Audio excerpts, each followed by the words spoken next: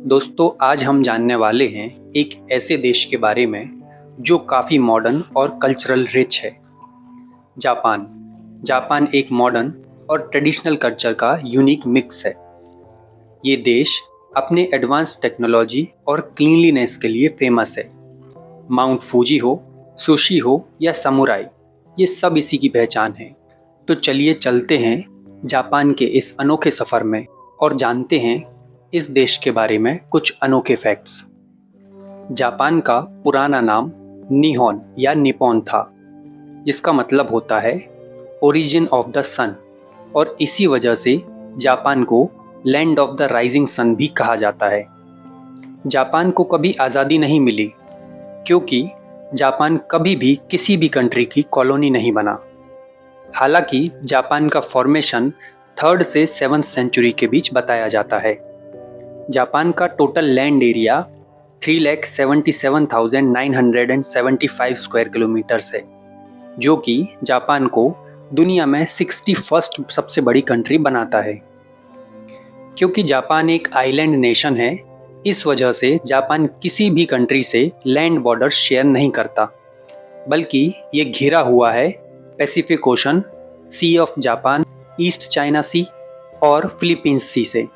और पानी के रास्ते जापान के क्लोजेस्ट नेबर्स हैं रशिया, जो कि नॉर्थ में है, north Korea and south Korea जो कि वेस्ट में है, और चाइना जो कि साउथ वेस्ट में है।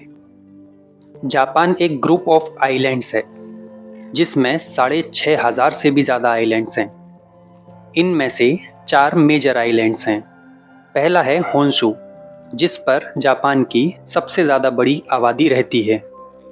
दूसरा है होकाकिडो, तीसरा है क्यूशु और चौथा है शिकोकू। जापान की कैपिटल सिटी है टोक्यो, जो कि जापान की सबसे ज़्यादा डेंसली पॉपुलेटेड सिटी है। पॉपुलेशन की बात करें तो अक्टूबर 2024 में जापान की टोटल पॉपुलेशन 123.8 मिलियन थी, जो कि दुनिया में 12वीं रैंक पर है। अगर यहाँ की पॉपुलेशन को एज वाइज डिस्ट्रीब्यूट करें तो करीब 11% लोग 0 से 14 साल के हैं और करीब 60% लोग 15 से 64 साल के हैं। वहीं करीब 30% लोग 65 साल से ऊपर के हैं। अगर रिलीजियस डिस्ट्रीब्यूशन की बात करें तो करीब 48% लोग सिंतो धर्म को फॉलो करते हैं और करीब 46% लोग बुद्धिज्म को फॉलो करते हैं। वहीं करीब 1% लोग क्रिश्चियनिटी को भी फॉलो करते हैं।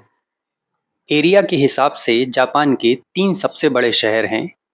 पहला टाकायामा, जिसका एरिया है 2,177 स्क्वायर किलोमीटर्स, जो जाना जाता है अपने ओल्ड टाउन और ट्रेडिशनल के लिए। दूसरा है हमामात्सु, जिसका एरिया है 1560 किलोमीटर के आसपास, जो जाना जाता है अपने म्यूजिकल इंस्ट्रूमेंट मैन्युफैक्चरिंग के लिए, मोटरसाइकिल्स के लिए और ग्रीन टी के लिए। तीसरा है निक्को, जिसका एरिया है 1450 किलोमीटर के आसपास, और ये एक वर्ल्ड हेरिटेज साइट भी है क्योंकि इसका ज़्यादातर एरिया जंगलों से भरा हुआ है, कई सारे पहाड़ भी हैं और इसमें नेशनल पार्क भी है। जापान की करेंसी की बात करें तो जापान में जापानीज येन यूज़ होता है।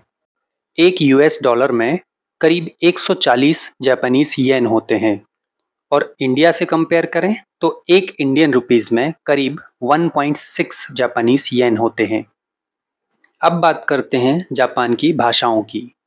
जापान में मेनली जापानीज ही बोली जाती है, लेकिन इसके अलावा भी करीब 12 और लैंग्वेजेस जापान में बोली जाती हैं, जो कि वहाँ के इंडिजिनस लोगों में भी यूज़ होती है।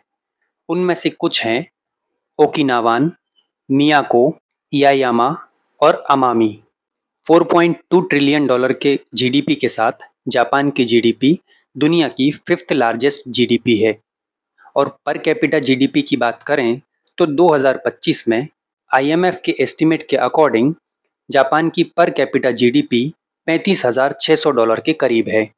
द इंडियन एक्सप्रेस के अकॉर्डिंग जापान का पासपोर्ट दुनिया में सेकंड मोस्ट पावरफुल है, जो कि पासपोर्ट होल्डर को 193 कंट्रीज़ में वीज़ा फ्री विजिट अलाउ करता है। हैप्पीनेस इंडेक्स में 2024 के डेटा के अकॉर्डिंग जापान दुनिया में 51वें नंबर पर है और इसका हैप्पीनेस इंडेक्स स्कोर है 10 में से 6.06। जापान दुनिया के सबसे शिक्षित देशों में से एक है और यहाँ की करीब 99% आबादी शिक्षित है। अब बात करते हैं जापान के एक्सपोर्ट्स की। जापान दुनिया के सबसे बड़े कार मैन्युफैक्चरर और एक्सपोर्टर्स में से एक है। बड़ी बड़ी ब्रांड्स जैसे कि टोयोटा, होंडा, निसान, सुबारू और माज्दा ये ग्लोबल मार्केट्स को डोमिनेट करते हैं। इसके साथ साथ ऑटोमोटिव पार्ट्स और एक्सेसरीज भी जापान के मेजर एक्सपोर्ट्स में है। इलेक्ट्रॉनिक मशीनरी और इक्विपमेंट भी जापान से काफ़ी ज़्यादा मात्रा में एक्सपोर्ट किए जाते हैं, जिसमें semiconductor chips, electronic components, integrated circuits और कंज्यूमर इलेक्ट्रॉनिक्स शामिल हैं। इनमें कई बड़ी बड़ी कंपनियां लीड करती हैं, जैसे कि सोनी, पैनासोनिक, तोशिबा और कैनन। इसके अलावा ऑप्टिकल, फोटोग्राफिक और medical instruments, chemicals and pharmaceuticals, food products, sea food products, processed foods और बेवरेजेस भी शामिल हैं। अब बात करते हैं कि जापान इंपोर्ट क्या करता है।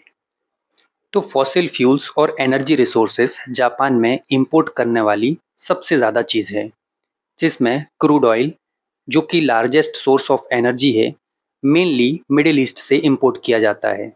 लिक्विफाइड नेचुरल गैस यानी कि एलएनजी भी जापान में बड़ी मात्रा में इंपोर्ट किया जाता है। और तीसरा है कोल, और ये भी एक एनर्जी सोर्स के फॉर्म में जापान में इंपोर्ट किया जाता है।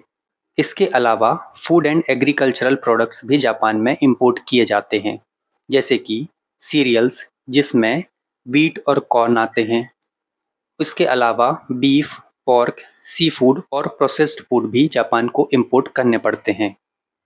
अब जानते हैं जापान की कुछ सबसे बड़ी कंपनीज के बारे में।